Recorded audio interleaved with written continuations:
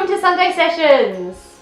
Christmas is over, New Year's is fast approaching, so we thought we would share some of our favourite drinking games which might help get your New Year's Eve party started. Over the time we've managed to collect a few that we really like. One of our favourites to help start the night off is a game we like to call Red or Black. Yeah. A really simple card game that escalates as you go.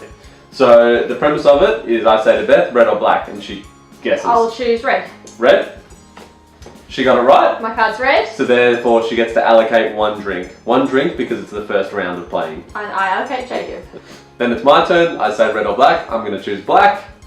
It's red. I got red. Therefore I drink because I got it wrong. And then the next round it escalates to 2 drinks.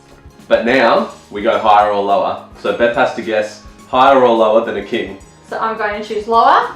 She got a 3. Excellent. So next I got that right, I can allocate 2 drinks to Jacob. Because it's the second round. It's really important to know for these rounds that if you pull out the same card, you have to drink double. Exactly. So if that came out as another king, I would have to drink 4 drinks. The next round is called inside or outside. So inside would be somewhere between a 3 and a king, so there's a lot to choose from, or outside would really just be a 2 and an ace. Yeah. So now Beth chooses inside or outside. Inside.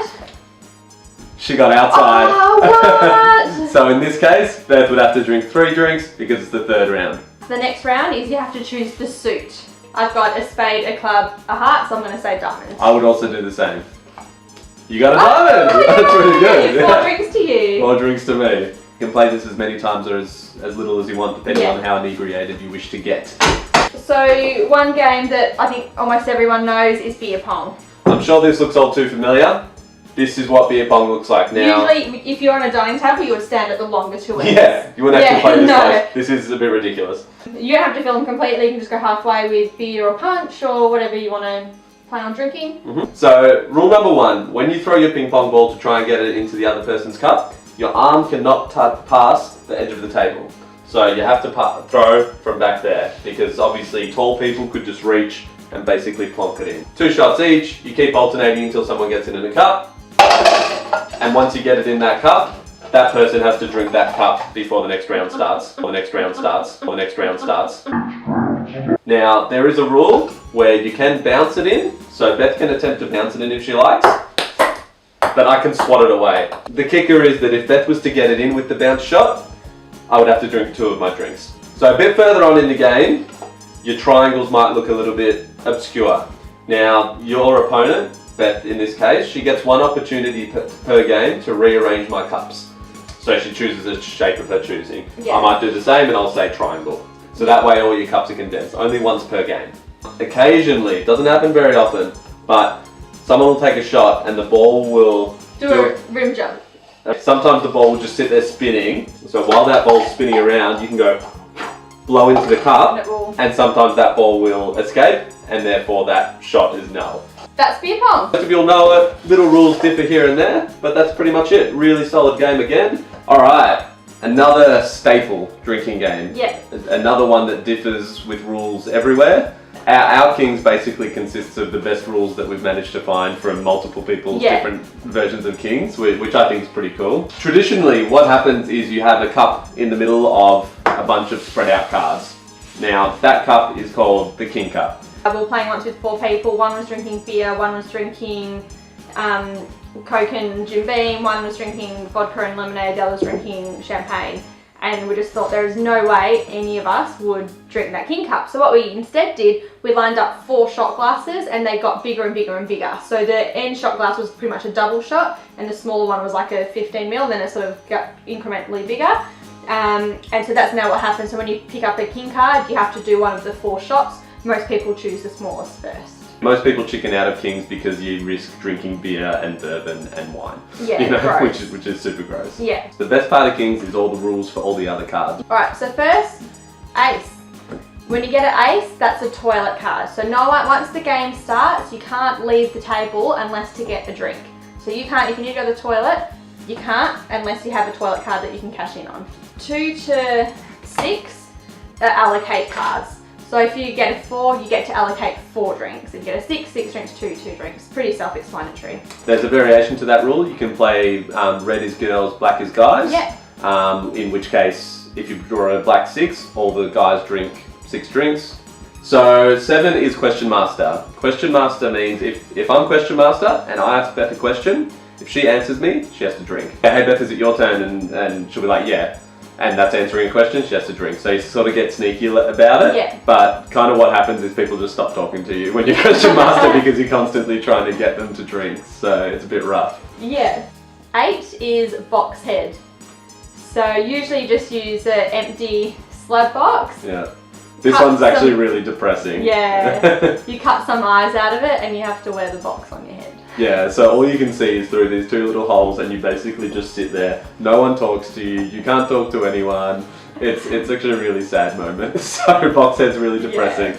Yeah. 9, snake eyes. So snake eyes is basically eyes poison, so you cannot make eye contact. Or whoever makes eye contact with you has to drink.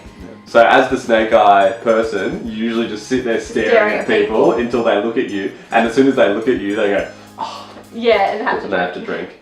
The 10. Categories. The person who draws the card picks a category. It might be brands of cars, and then as you go around the circle, someone has to name a brand of car. The first person to repeat or can't think of one has to drink. Yeah. Yep. So Jack is deer. This is a bit hard to explain with just 2 people. Yeah. If Beth had someone either side of her, Beth would have the person in charge of the deer at the time. And the other person has to... Yeah, the person to Beth's right would have it on their left, yeah, and vice versa. Now everyone else wouldn't do anything until Beth throws it at them, and then I have to go like that. Yeah, and then those 2 people have to do, you know, the right ear as well.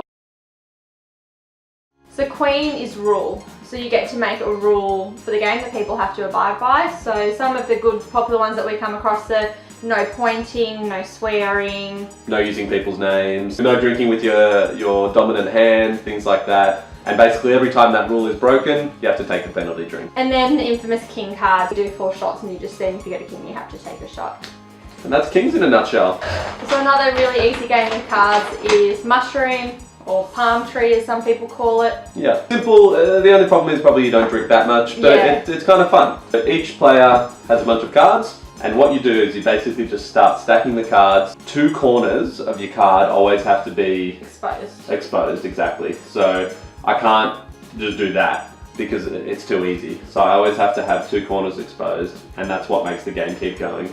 And the reason it's called mushroom or palm tree or whatever is because, as you can see, very quickly it starts looking like a mushroom. The person who stuffs it up has to drink. Whoa, that was close. Now I reckon because this game, Beth drinks. But yeah, another really good simple game. Whoa! Now for our most favouriteest drinking game, Slap Cup. Slap Cup. Tricky to learn. Amazing to know. Once it doesn't work with 2 people, you need at least, I reckon, 5. In the middle of the table, all of these cups will be filled with punch, beer, whatever you want to play with. And then there's 2 players that have a cup in front of them and a ball. The main idea of the game is to get your cup in your ball in the cup by bouncing it in, just like that. Once I do that, I can pass my cup to the right, to the player to the right. Everyone's doing that, so... Well, not, yeah, the 2 people who have cups are doing that. So they pass it, then they play, and they're just constantly passing it around once they get it in. So while I'm doing that, let's say Beth's having trouble doing hers.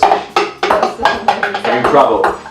This comes round, this person gets it in as well. Because they don't have anywhere else to go, they get to slap cup Beth's cup away. So now I don't have a cup. So I have to grab one from the middle and drink it so I have a cup to play with. While Beth's doing that, this cup continues on playing. So everyone's bouncing the ball in and it keeps going around. So if Beth sucks at sculling, this has a chance of catching right back up to her, and as soon as she puts her cup down, they can slap again. That's the basic rule. Yeah. So lose your cup, replace your cup, keep playing. So it's really fast paced. One other rule which is really important is if you get your ball in your cup on your first shot, I don't have to pass it to the person to the right, I can pass it to anyone. So let's say Beth is about 6 people down the line. And I'm struggling. I can pass it straight to the person to her left, and then they can start playing straight away. And then they can bounce it in and slap the cup. So it basically catches up really quickly. Yeah. The only exception to the single bounce rule is that if someone's sculling, totally void, you can only pass to your right just to give that person a bit of time to finish. Because it wouldn't be fair. But what might happen, let's say Beth's got it, I get it in first shot, I pass it here. And then I've just got mine in first shot, so I pass it there. This and all of a sudden, it can sometimes end up going backwards. All of a sudden the person that I passed it to get Beth in trouble has been stuffed around and now they're in trouble and instantly tables turn. It's best. It is like a really, really good game. Highly recommend it. The best drinking game we've ever played.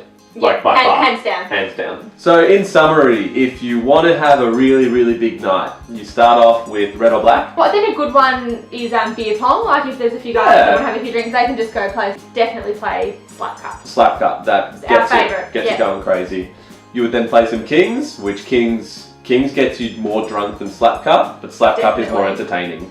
And then to finish up, you can play a simple game like the mushroom game, which is just really chilled, you know, end of night, few people left wanting to play something. And I think that's a solid night of drinking games. So Happy New Year. If you liked it, please like, share it, comment on it, and subscribe. Hopefully you don't think we're alcoholics after watching this. This is our drinking games. This is what we play. Yeah. We're young. We're young. We're reckless, crazy, beautiful, sexy, amazing humans.